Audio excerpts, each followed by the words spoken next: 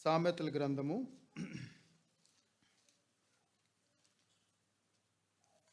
'సామెతల' నుంచి ఒక మాటను చదువుకున్న తర్వాత మరొక చోట నుంచి కూడా ఒక వాక్య భాగాన్ని మనం చదువుకొని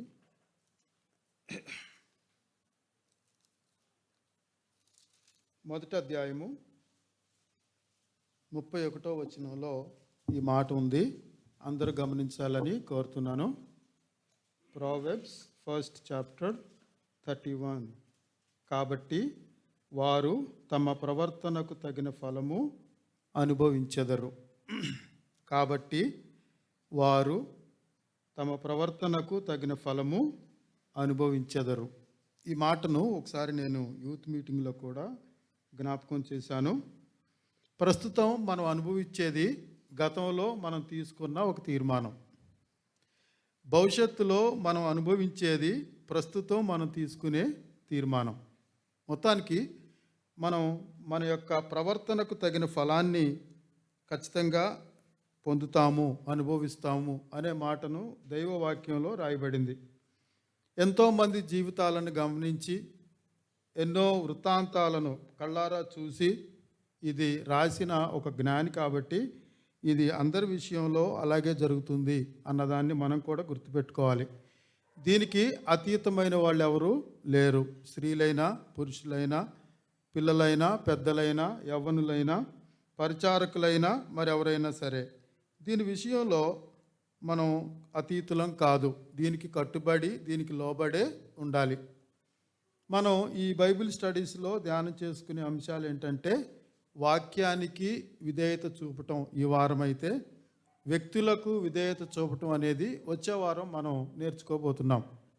ఇవి టాపిక్స్ వైజ్గా సేవకులు మనకు ఇచ్చారు. దీన్ని బట్టి మనం దీన్ని ధ్యానం చేస్తూ ఉన్నాం. ఒక మనిషి వాక్యానికి విధేయత అయితే విధేయతపరమైనటువంటి ప్రతిఫలాలను పొందుతాడు.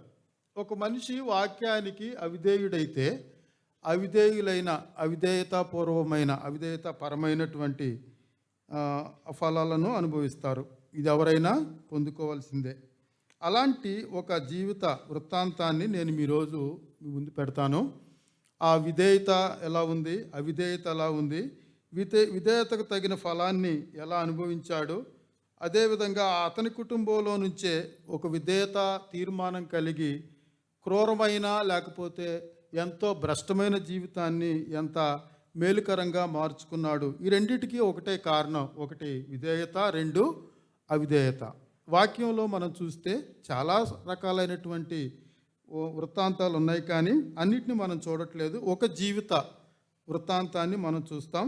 దానికి సహాయకరంగా 2వ దినవృత్తాంతములు 21వ అధ్యాయంలో నుంచి పేజ్ నెంబర్ 375 దానిలో నుంచి ఒక లైఫ్ స్టోరీని మనం ఈరోజు ధ్యానం చేయబోతున్నాం. విధేయతాపరమైనటువంటి లైఫ్ స్టోరీ. ఈ స్టోరీలో మనం ఎటువంటి తీర్మానాలు కలిగి ఉంటాం అనేది మొత్తం 20 వచనాలు ఉన్నాయి, కానీ మనం వాటన్నిటిని చదవటలేదు. అక్కడక్కడ నేను చూపిస్తున్న వచనాలను, చెప్తున్న వచనాలను చదివి సహాయం చేయండి. ఆ తర్వాత మనం వివరాల్లోనికి వెళ్తాం. మొదటి వచనం: యెహోషాపాతు తన పితరులతో కూడా నిద్రించి తన పితరుల చెంతకు దావీదు పురమందు పాతిపెట్టబడెను. అతని కుమారుడైన యెహోరాము అతనికి బదులుగా రాజాయను. అలాగే 2వ వచనాన్ని మరొకరు చదివి సహాయం చేయండి.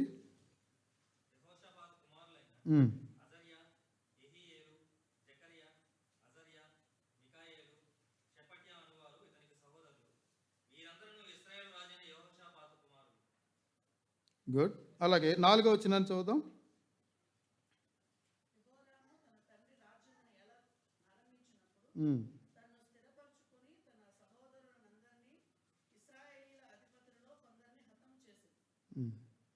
ఏడవ వచనాన్ని.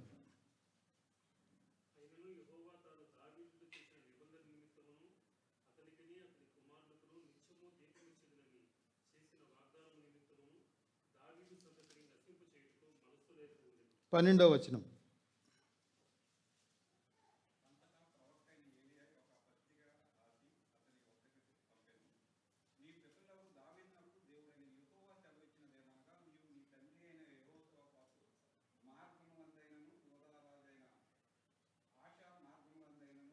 చాలన్నా మిగతావి నేను అప్పుడప్పుడు నేను చదవటం కానీ లేకపోతే నాకు సహాయం చేదురు కానీ.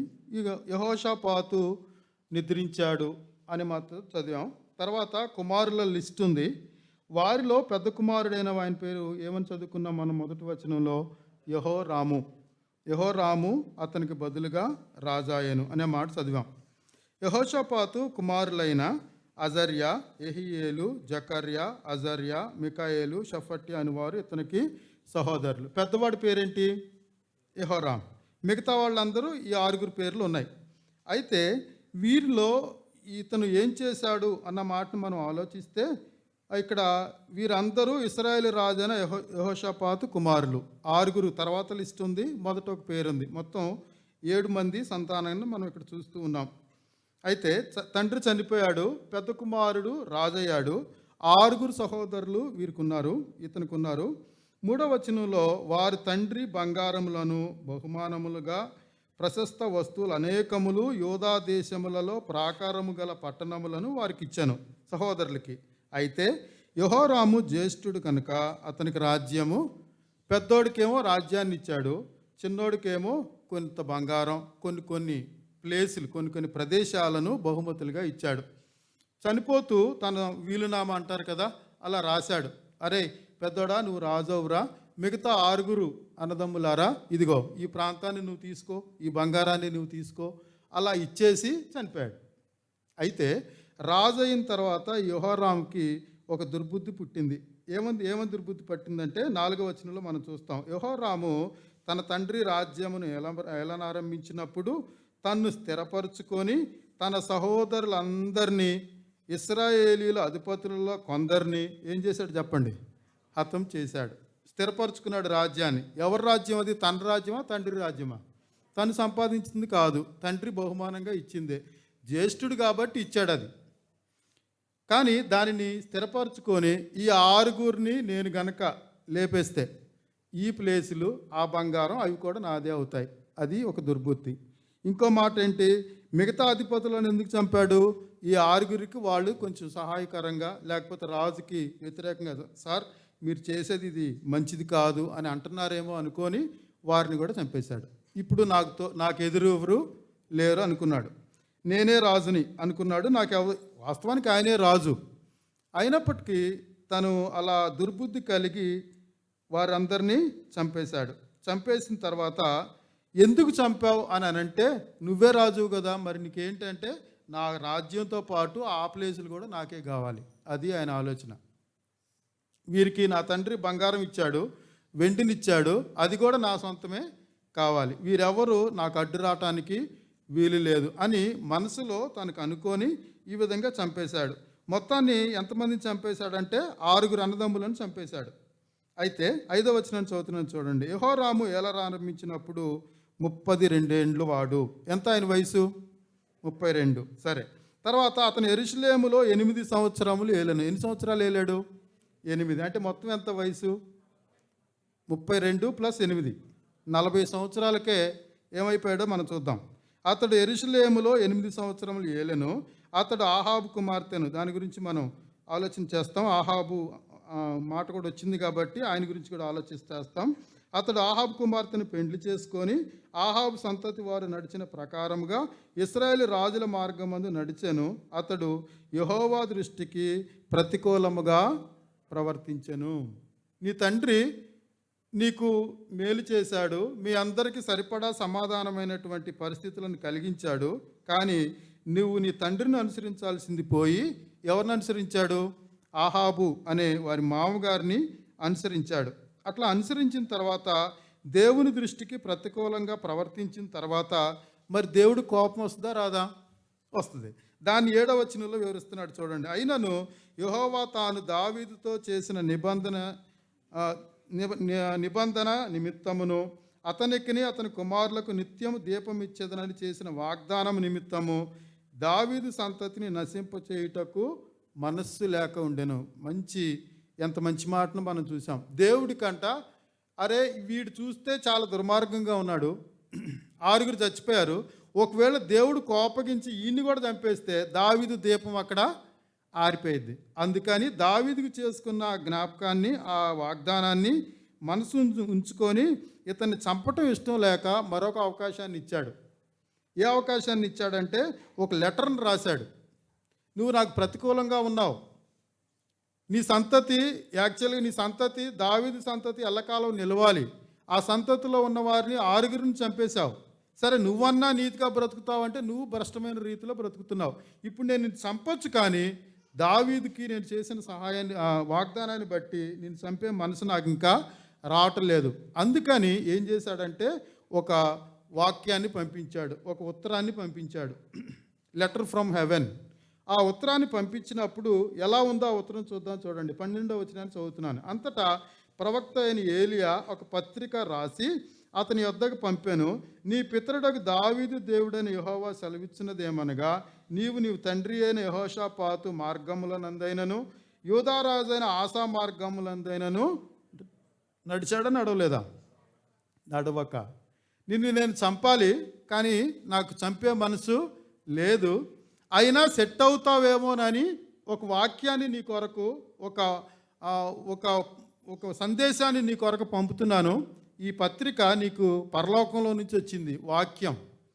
ఈ వాక్యానికి విధేయుడు అయితే దీవించబడతావు. ఈ వాక్యానికి ఒకవేళ ఎదురు తిరిగితే ఆల్రెడీ నువ్వు ప్రతికూలంగా ఉన్నావు, అయినా నా మనసు నేను అణుచుకొని మరొక అవకాశాన్ని నీకు ఇస్తున్నాను. ఈ ప్రతికూలతలో నుంచి నువ్వు తిరగాలి, అనుకూలతలోనికి రావాలి అని దేవుని ఉద్దేశం. దేవుని ఉద్దేశాలు మానవుల పట్ల ఎలా ఉంటాయంటే, ముందు మన కోపగిస్తాం, మనం ఆయనను కోపగించేటట్లుగా ప్రవర్తిస్తాం. అయితే దేవుని సేవకుల ద్వారా వాక్యాన్ని ఇక్కడి నుంచి అందిస్తూ ఉంటారు. ఇదిగో నీ మీద నాకు కోపం ఉంది, కానీ నేనేం చేయలేక నువ్వు మరలా మార్చుకుంటావేమోనని నీకు ఒక వాక్యాన్ని ఇచ్చి నీకు ఒక అవకాశాన్ని ఇస్తున్నాను అన్నట్లుగా చేశాడు. అయినా దానికి విధేయుడు కాలేదు. కాకపోవటాన్ని బట్టి ఏమైందో మనం ఈరోజు అదే ఆలోచన చేస్తున్నాం.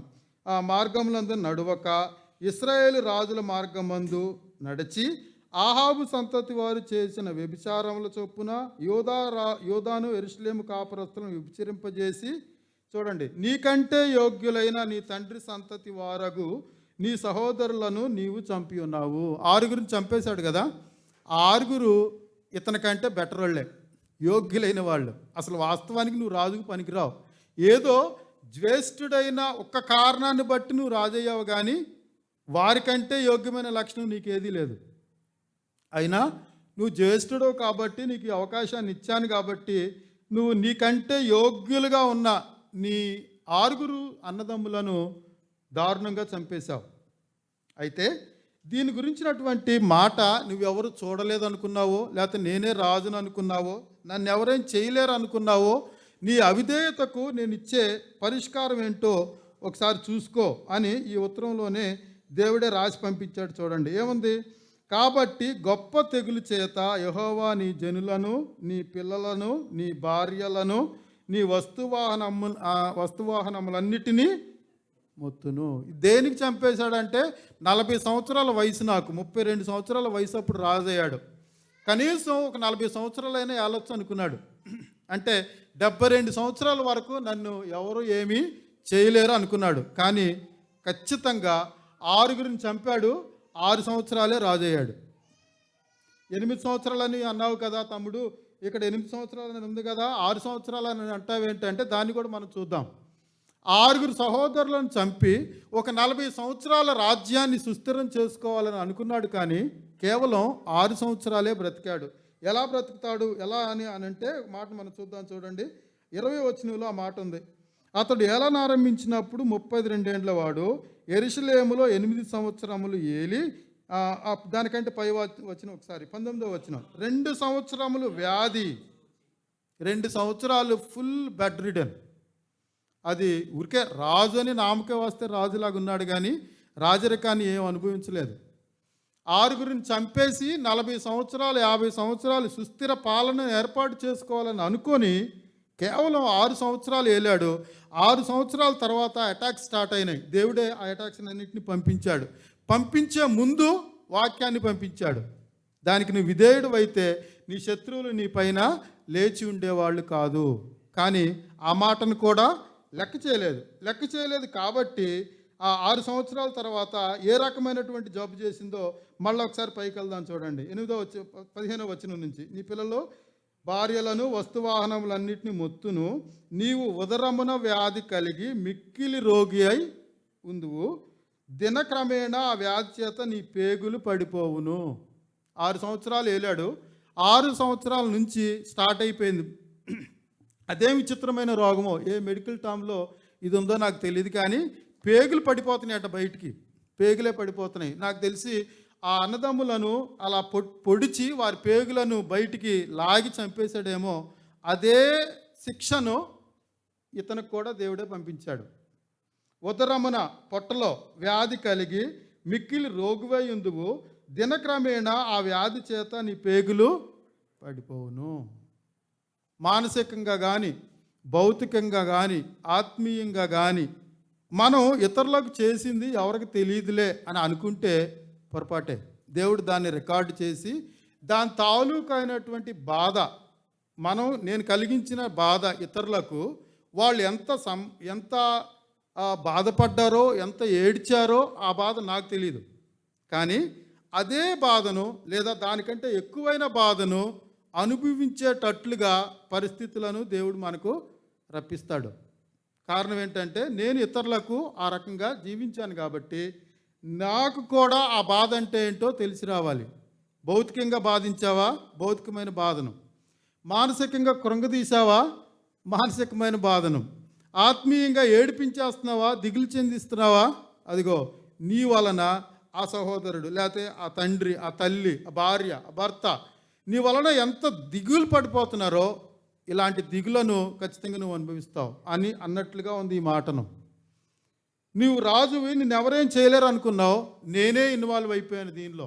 ఇన్వాల్వ్ అయిపోయి నువ్వు ఏది కలిగించావో దానినే నీకు రప్పిస్తున్నానన్నట్లుగా అక్కడ ఉండి మాత్రమేనా, ఇది భౌతికపరమైనటువంటి దాడికి దేవుడే దానికి అవకాశం ఇచ్చాడు. రోగివై ఉందువు, పేగులు ఉన్నట్లుగా ఉండి పడిపోతూ ఉంటాయి. సరే, ఆర్థికపరమైనటువంటిది ఎలా ఉంది చూడండి, శత్రుపరమైన వాటిని 16వ వచనం, మరియు యెహోవా యెహోరాము మీదకు, చెప్పండి, ఫిలిస్తీయులను, కూషీయుల, చేరవనున్న అరబీయులను వాళ్ళనే రేపేశాడు. వెళ్ళి గో అటాక్ అన్నాడు దేవుడు వాళ్ళని.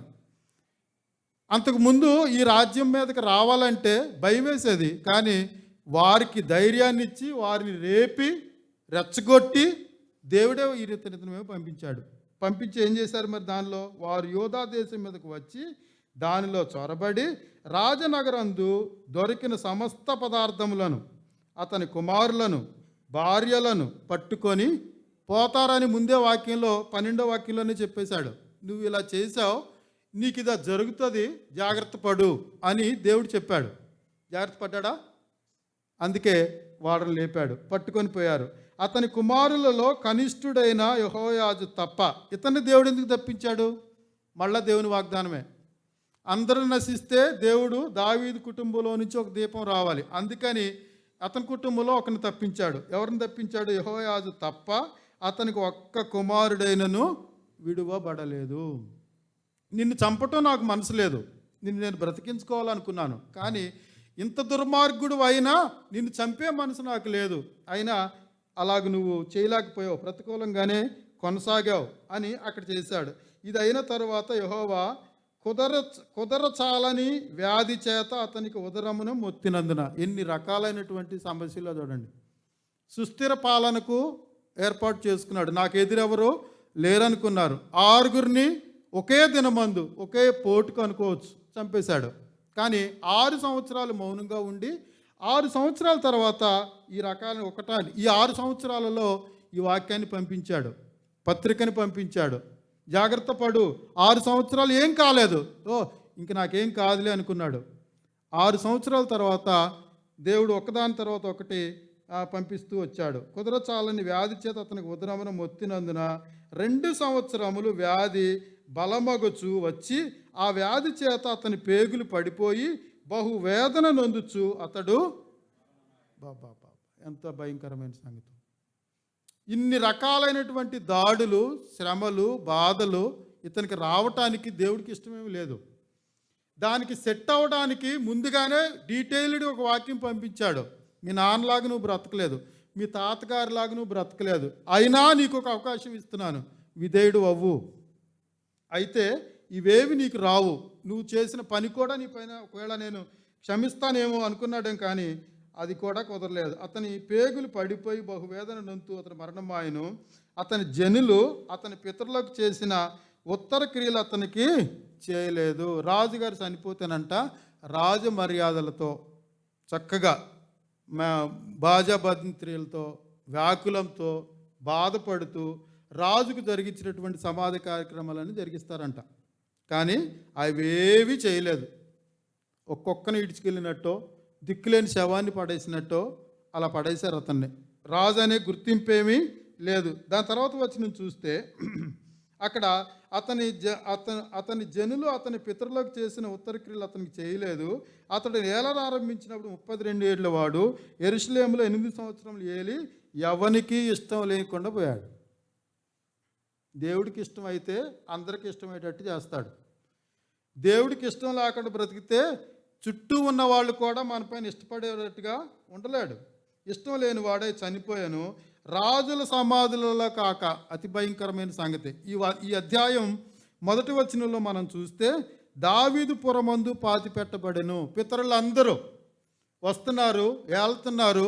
వారు నిర్ణీత సమయానికి వాళ్ళు ఏలిన తర్వాత ముగించిన తర్వాత దావీదు పురమందు రాజులందరూ ఒకే కాడిన ఆ సమాధులన్నీ ఉంటే, పితరులు, తండ్రి, తాత, ముత్తాత అలా ఉంటే ఇతన్ని మాత్రం ఆ ప్లేస్కి తీసుకెళ్ళలేదు.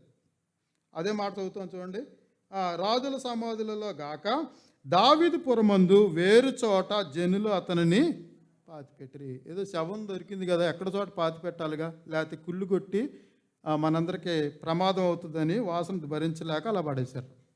కుక్క చచ్చిపోయినట్టు, ఒక దిక్కులేని శవం చచ్చిపోయినట్లు అయిపోయాడు. వాస్తవానికి ఇతను అనుకున్నది చాలా గ్రేట్ అవ్వాలనుకున్నాడు. నేను రాజుని, నాకున్న ఈ 6 చంపేస్తే గొప్ప సుస్థిరమైన పాలన ఏర్పడుతుంది అని అనుకొని కేవలం 6 సంవత్సరాల్లోనే చనిపోయాడు. తండ్రి ఇలా అనుకుందాం, తండ్రి దగ్గరికి 6 వెళ్ళిపోయారు. ఏంటి నాన్న, నేను మీకంటే ఎట్లా చేశాడు వాడంటే, నేను అనుకోలేదురా, ఆడేదో జ్యేష్ఠుడని నేను ఆడికి ఆధిపత్యాన్ని ఇస్తే ఈ రకంగా చేశాడు ఆడు అని వాళ్ళందరూ బాధపడుతూ ఉంటే, ఒక 6 సంవత్సరాలు కాముకుంటే ఈయన కూడా అక్కడికి వెళ్ళిపోయాడు. చూసావా, నీకు నేను ఎంత అవకాశం ఇచ్చాను, ఏం చేసావు, ఎలా బ్రతుకుగావు, నువ్వేదో చేద్దాం అనుకున్నావు, కానీ నువ్వు బ్రతకలేదు, నీ పిల్లలు బ్రతకలేదు, నీ భార్య బ్రతకలేదు, నీ ఆస్తులేమి లేకుండా పోయినాయి, ఎంత దారుణానికి ఒడిగట్టావో, ఇవన్నీ నేను నీకు ముందే చూసి నీకు ఒక ఉత్తరాన్ని రాశాను అన్నాడు దేవుడు. అయినా సెట్ అవ్వలేదు. దేవుడు కుటుంబంలో 6 రకాలైనటువంటి సహాయాలను పంపుతాడంట. మనందరికీ ఒకే సహోదరుడు ఉండొచ్చు, లేకపోతే 2 ఉండొచ్చు, ఇంక 6 ఉన్నారులే. ఎవరున్నా కానీ కనీసం 6 రకాలైనటువంటి సహాయాలను మన కుటుంబాల్లో దేవుడు పెడతాడు. అవే వీళ్ళ పేర్లలో మనం చూస్తాం. చూడండి, వీళ్ళ పేర్లు చూద్దాం. వీళ్ళ పేర్ల పైన ధ్యానం, అర్థాలు నేను రాశాను. మొదటి కుమారుడి పేరేంటి? యెహోరాము, అయిపోయాడు రాజు. తర్వాత యెహోషాపాతు కుమారులైన అజర్యా అనే పేరుని ఇలా రాసుకోవచ్చు. గాడ్ హ్యాస్ హెల్ప్డ్, దేవుడే నాకు సహాయం చేశాడు. ఈ కుటుంబానికి దేవుడు చేసిన సహాయం అజర్యా రూపంలో ఉంది. తర్వాత యెహీయేల్ అంటే దేవుడు జీవము గలవాడు. దేవుడు జీవము గలవాడు. జీవము గల దేవుడు నీతో ఉన్నాడు. నీ కుటుంబంలో మరణం లేదు. సహజమైన మరణం ఉండొచ్చు, అకాల మరణాలు, ప్రమాదకరమైన మరణాలు, శత్రు చేతిలో మరణాలు లేవు. దేవుడు జీవము గలవాడు. నీ కుటుంబంలో ఒక సహాయాన్ని పెట్టాడు. జకర్యా, దేవుడు జ్ఞాపకం చేసుకునేవాడు. God remembers. జకర్యా అనే పేరు మన కొత్త నిబంధనలో కూడా మనం చూస్తాం. ఎన్నో సంవత్సరాలుగా పిల్లలు లేకపోతే నూతన నిబంధనలో లోకాసు వార్తలో దేవుడు ఆయనను జ్ఞాపకం చేసుకొని యోహాన్ అనే కుమారుని కలుగు చేశాడు, ఇచ్చాడు, అనుగ్రహించాడు. ఏ పరిస్థితులలో ఉన్నా దేవుడు మనలను జ్ఞాపకం చేసుకునేవాడు. మంచి పేర్లు పెట్టాడు యెహోషాపాతు వీళ్ళందరికీ. దేవుడు మనలను జ్ఞాపకం చేసుకునేవాడు. నీ శ్రమలలో, బాధలలో, యుద్ధాలలో, రోగాలలో, శత్రువులు నీ పైన పడినప్పుడు దేవుడు నిన్ను జ్ఞాపకం చేసుకుంటాడు అని ఒక సహాయాన్ని పెట్టాడు. చేతులారా ఆ సహాయాన్ని చంపేశాడు. చేతులారా దేవుడు జీవము కలిగిన వాడు నీకు ఇంట్లో ఉంటే ఆ జీవము గలవాడిని చంపేశాడు. దేవుని సహాయాన్ని త్రోసివేశాడు, దేవుని జీవాన్ని చంపేశాడు, దేవుని సహాయాన్ని కూడా చంపేశాడు, దేవుని జ్ఞాపకం చేసుకునే దాన్ని కూడా చంపేశాడు. ఇంకో మాట మనం చూద్దాం. అజర్యా అన్న అజర్యా 2:1 దేవుని సహాయం చేస్తాడు. మికాయేల్ అనే మాట చూస్తాం. దేవుడు లాంటి వాళ్ళు ఎవరు? బలవంతుడైన ఆయన వంటి వారు ఎవరంట దాని అర్థం. నువ్వు బలవంతుడైన వాడు, నువ్వు బలహీనుడవు. నీలో, నీ కుటుంబంలో ఒక బలవంతుడైన సహోదరుని నీకు పెట్టాడు. ఆ 6 కనుక ఉండుంటే శత్రువులు ఆయన పైన పడేవాళ్ళ? ఒకవేళ పడితే ఇన్ని రకాలైనటువంటి సహాయాలు కలిసి పోరాడి వారిని ఓడించేవాళ్లే కదా. కానీ ఒంటరిగా నేను పోరాడతానని దేవుడిచ్చిన ఏర్పాట్లన్నింటినీ ఒకదానికొకటి వేళ్ళతో సహా నరికేసుకున్నాడు. నేనే ఉన్నాను, నాకెవరూ లేరు, నాకెవరు అవసరం కూడా లేదు అనుకున్నాడు. దేవుడిచ్చిన సహాయాలను, దేవుడిచ్చిన జీవాన్ని, దేవుడిచ్చిన జ్ఞాపకాన్ని, దేవుడిచ్చిన బలాన్ని, దేవుడిచ్చిన బలాన్ని కూడా చంపేసుకున్నాడు. షఫట్యా అంటే కూడా అదే అర్థం. దేవుడు న్యాయాధిపతి. దేవుడు నాకు న్యాయాధిపతి. ఏం చేశాడో అలాగనే మనకు చేస్తాడనే విషయాలను కూడా మనం జ్ఞాపకం చేసుకొని ఇక్కడ ఉన్నాం. మనం ఆలోచిస్తూ ఉంటే విధేయులైన వారు విశ్వాసులకు తండ్రులయ్యారు. అబ్రహాం. అవిధేయుడైన వాడు భ్రష్టులకు జనకుడవుతాడు, కుమారుడవుతాడు. ఒక అవిధేయతలో నుంచి భ్రష్టులు, దుష్టులు అలాంటి సంబంధాలు అయితే విధేయతలో నుంచి విశ్వాసులు తండ్రులుగా మనకి అవినట్లు మనం చూస్తూ ఉన్నాం. దేవుని వాక్యాన్ని మనకి వినిపించేది దేనికంటే ఆయన మనలను విశ్వాసులుగా, విధేయులుగా చేసి దానికి వాక్యానికి లోబడినప్పుడు ఏ వాక్యానికైతే విధేయమవుతామో ఆ వాక్యం మనకి సహాయమై వస్తుందంట. ఏ వాక్యానికైతే మనం అవిధేయులం అవుతామో అదే మనలను అపరాధిగా పట్టించేస్తూ ఉంటుందంట. దేవుడా, ఈ వాక్యాన్ని విన్నాడు, వీడు మాట వరుసకలా అన్నాను అర్థమవుతుందని. ఈ సహోదరుడు ఈ వాక్యాన్ని విన్నాడు కానీ అవిధేయుడయ్యాడు. దీనిలో నీ తప్పేం లేదు, వాక్యం తప్పేం లేదు, ఆయన తీసుకున్న నిర్ణయమే ఆయనని ఈ విధంగా నడిపించేసింది. ఒకవేళ విధేయులు అయ్యి శ్రమల పాలైతే నీ వాక్యాన్ని విని విధేయుడయ్యాడు కదా ప్రభు, ఆయన సహాయం చేయని ఆ విన్న వాక్యమే దేవునికి వెళ్ళి మొరపెట్టుకుంటూ ఉంటుందంట. మాటలు మనం ఆలోచిస్తూ ఉన్నప్పుడు ఇప్పటికే మనం ఎన్ని వాక్యాలను దాటేశాం. నేను కూడా ఉన్నాను ఈ విషయంలో, నేనేమి అతీతుడినని మీతో చెప్పటం లేదు. విన్న వాక్యం, విధేయులైన వాక్యం, దేవునికి మన పక్షాన ఏమంటాం దాన్ని, దేవుడు మన పక్షాన ప్రార్థన చేస్తూ ఉంటే మరో పక్షాన అవిధేయమైన వాక్యం వీడిలాగే ఉండాలి. ఎందుకంటే ఈ వాక్యాన్ని నువ్వు గత నెలలోనే వినిపించావు, గత సంవత్సరంలోనే వినిపించావు. ఈ పరిస్థితి రాకుండా ఉండాలంటే ఏం చేయాలో ముందుగానే నీ దాసుని ప్రేరేపించి చెప్పావు, వినలేదు. దానికి మనం ఫీల్ ఇవ్వాల్సింది ఏమి లేదు అన్నట్లుగా ఉంటుందంట ఈ వాక్యం. ఇన్ని సహాయాలను కుటుంబంలో పెట్టి బలాన్నిచ్చి, జ్ఞానాన్నిచ్చి, న్యాయాన్నిచ్చి, జీవాన్నిచ్చి, సహాయాన్నిచ్చి ఓ కుటుంబంగా నిన్ను సంఘంలోని కట్టేస్తే 6 రకాలైనటువంటి సహాయాలతో పెడితే ఈ సహాయాలన్నీ నాకు అవసరం లేదండి, నా జ్ఞానం నాకు తెలుసు, నా తీర్మానాలు నాకు తెలుసు, నాకంటే ఎవరికి ఎక్కువ తెలుసు అన్నట్లుగా బ్రతికి వీళ్ళందరినీ దూరం చేసుకున్నాడు. చివరికి తను కూడా అంతమైపోయాడు. ఇంకో మాట మనం చూస్తే అసలు యెహోరాము అంటే అర్థం అంట గాడ్ ఈజ్ ఎగ్జాల్టెడ్, దేవుడు హెచ్చించేవాడు. అలాగే హెచ్చించాడు ఆయన్ని. దేవుడు హెచ్చించిన దానిని తనకు తానుగా కూల్చేసుకున్నాడు. తండ్రి హెచ్చించాడు, దేవుడు హెచ్చించాడు. హెచ్చించి సహాయకారులుగా 6 రకాలైనటువంటి కాపుదలను పెట్టాడు. ఇవేవి నాకు పట్టవన్నట్టు, నచ్చవన్నట్టు తన హెచ్చింపును తానే కోసేసుకొని, కూల్చేసుకొని కూలబడ్డాడు. ఆరోగ్యపరమైన పడింది, శత్రుపరమైనటువంటి దాడి పడింది. దేనినైతే సంపాదించాలి, శాశ్వత కాలం అనుభవించాలి అనుకున్నాడో 6 సంవత్సరాలు మాత్రమే అనుభవించాడు. గిర్రున 6 సంవత్సరాలు తిరిగినాయి. అరే ఎందుకు చేశాను రా అన్నట్లుగా ప్రతి మాటకు తానులో పశ్చాత్తాపం కలిగినప్పటికీ అవకాశం లేదు.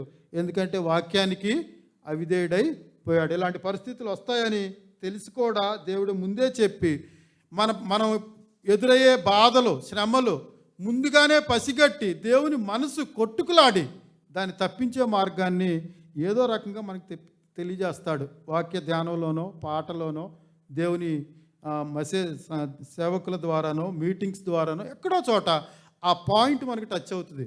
అందుకే నేను మొదట్లోనే జ్ఞాపకం చేశాను, ప్రస్తుతం మనం అనుభవిస్తున్నది గతంలో మనం ఎప్పుడో తీసుకున్న నిర్ణయం, భవిష్యత్తులో మనం అనుభవించేది ప్రస్తుతం మనం తీసుకునే నిర్ణయం. మొత్తానికి మనం అనుభవించేది మన ప్రవర్తనను బట్టే అనుభవిస్తామని.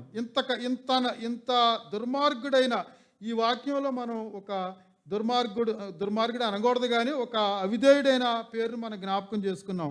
ఆహాబు అని 2 సార్లు వచ్చింది.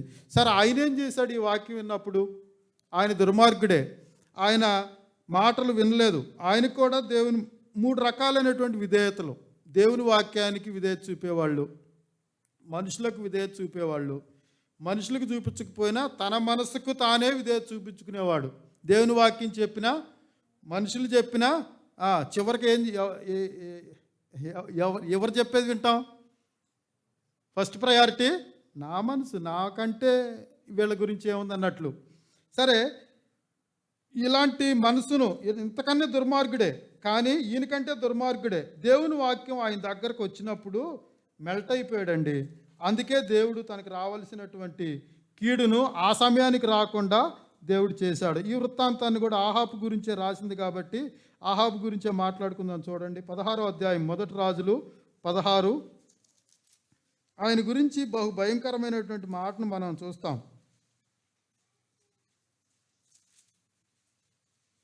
తనకు తాను అమ్మేసుకున్నాడు అనే మాటను కూడా మనం చూస్తాం. అక్కడ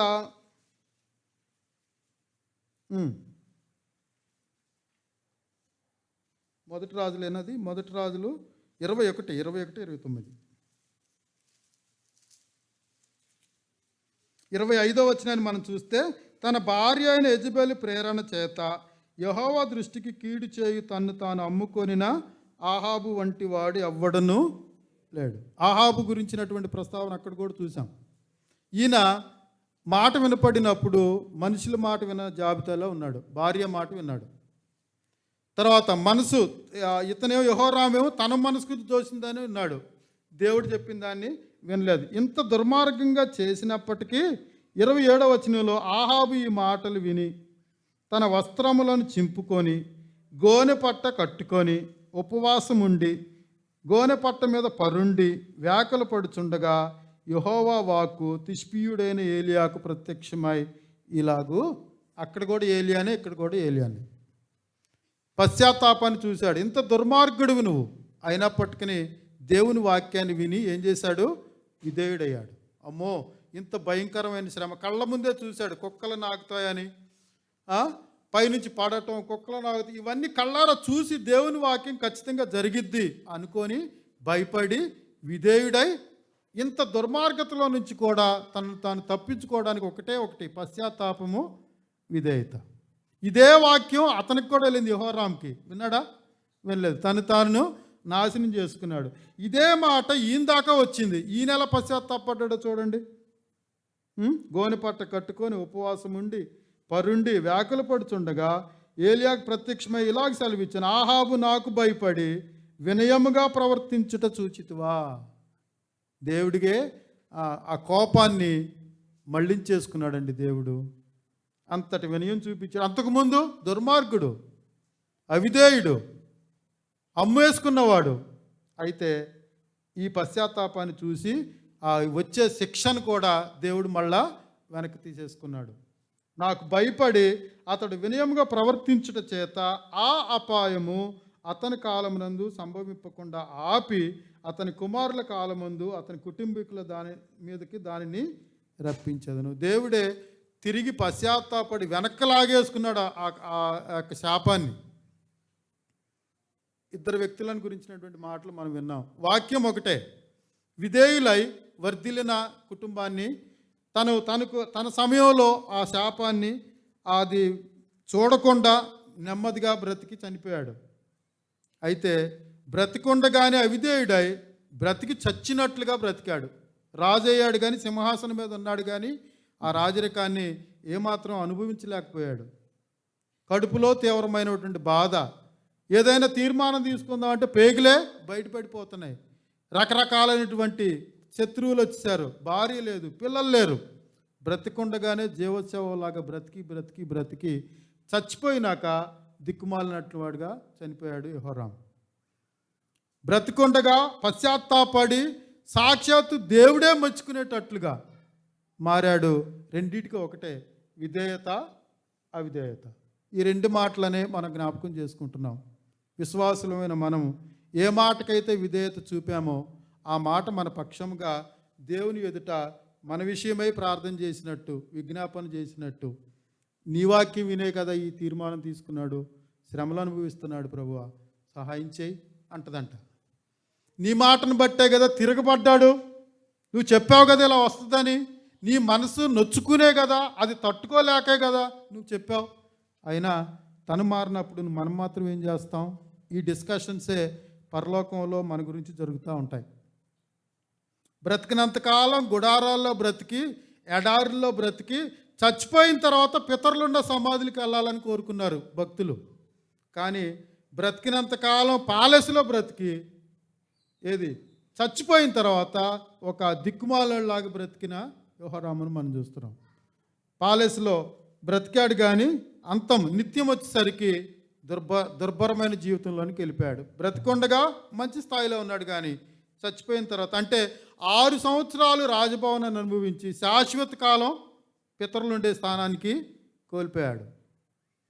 కొన్నిసార్లు 6 సంవత్సరాలు శ్రమలు అనుకోబడి శాశ్వత కాలం పితరులుండే స్థానానికి వెళ్తాం.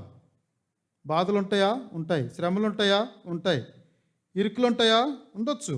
దేవుడు కనికరించి తప్పించవచ్చు. ఒకవేళ కనికరించకపోయినా ఓర్చుకొని దానిలో ఆ ఓర్చుకోవడానికి కూడా ఆయన జీవ కిరీటాన్ని ఇస్తాడు. శాశ్వత కాలం అయితే మనం ఆ రకమైన పరిస్థితులలో ఉండం. విధేయులమై విశ్వాసులమై కొనసాగిన మనం భౌతిక జీవితంలో కొన్ని సంవత్సరాల పాటు ఈ బాధలను అనుభవించిన శాశ్వత కాలం దేవునితో, దేవుని పిల్లలతో ఉంటాం. ఒకవేళ అవిధేయులమై ప్రస్తుత కాలం చాలా ఉన్నతమైన స్థాయిలో ఉన్న తర్వాత శాశ్వత కాలం దుర్భరమైన జీవితానికి వెళ్ళిపోతాం. ఏది ఏమైనా విధేయులమై ఆయన సన్నిధిలో కొనసాగినప్పుడు దేవుడు మనపై తెచ్చే ఆ శాపాలను కూడా తిప్పివేస్తాడు అన్న మాటను మనం చూసాం. ఆ సమయానికి ఆపుతాడన్న మాటను చూసాం. కానీ అవిధేయులై ఆయన కోపాన్ని రేపుకొని ఎన్ని రకాలైనటువంటి దేవుడేమి ప్రత్యేకంగా చేయలేదు, ఈయన ఏం చేశాడో అదే దేవుడు ఇచ్చేశాడు. కన్ఫ్యూషియస్, చైనీస్ ఫిలాసఫర్ అనుకుంటాను. మనం ఇతరుల నుంచి మనం ఏమి ఆశిస్తామో మనం వాళ్ళకి అది చేస్తే చాలంట. మనం ఇతరుల నుంచి ఏం ఆశిస్తామో మనం వాళ్ళు చేస్తే వాళ్ళు మనకు ఆటోమేటిక్గా చేసేస్తారు. అట్లాగే మనం ఏది ఇతరులకు కలిగిస్తామో, విశ్వాసులమైన మనం మరీ విశేషంగా సహోదరులకు మేలు చేస్తే రెట్టింపైన మేలును, ఒకవేళ అవమానాన్ని, బాధను, శ్రమను మన ద్వారా కలిగించి అలా అవిధేయులుగా బ్రతికినప్పుడు దేవుడు ఆటి విషయంలో కూడా ఆ రకమైనటువంటి పరిస్థితులను మన కళ్ళ దాకా తెచ్చి, ఆ రోజు అతనికి చేసావు, ఈరోజు నీకు చేస్తున్నాను అన్నట్లు మనకు ఆ విషయాలు జ్ఞాపకం చేస్తాడు. ఈ విషయాల్లో మనం ఏదైనా జ్ఞాపకం చేస్తూ ఉండగా ప్రభు సన్నిధిలో మనం ప్రార్థన చేసుకుందాం. మనం విధేయత చూపించిన ప్రతి వాక్యం మన పక్షాన మన ప్రార్థనకు సహాయం చేస్తూ ఉంటుంది. అవిధేయత చూపించిన ప్రతి వాక్యం మనకు వ్యతిరేకంగా మారిపోతుంది. ఎన్ని వాక్యాలు మనకు వ్యతిరేకంగా అయినాయో జ్ఞాపకం చేసుకొని పశ్చాత్తాపడి ఆహాబు మాటను మనం కూడా జ్ఞాపకం చేసుకుని మన తరంలో వాటిని శాశ్వతంగా మనం అనుభవించకుండా దేవుడే దాన్ని ఆయన పైన వేసుకున్నాడు. కాబట్టి అలాంటి పరిస్థితిలోనికి మనం వెళదాం. యెహోరాము దేవుడు హెచ్చించిన ఆ హెచ్చింపును కొనసాగలేకుండా తనకు తానే పాడైపోయి నాశనం అయిపోయిన యెహోరాముని జ్ఞాపకం చేసుకుందాం. ఇద్దరికీ ఒకటే తేడా, విధేయత అవిధేయత. మన జీవితాల్లో కూడా దేని విషయమై విధేయత చూపిస్తున్నాం, దేని విషయమై అవిధేయత చూపిస్తున్నాం పరీక్ష చేసుకొని మనల్ని మనం దేవునికి సమర్పణ చేసుకుందాం. ఇద్దరు సహోదరులు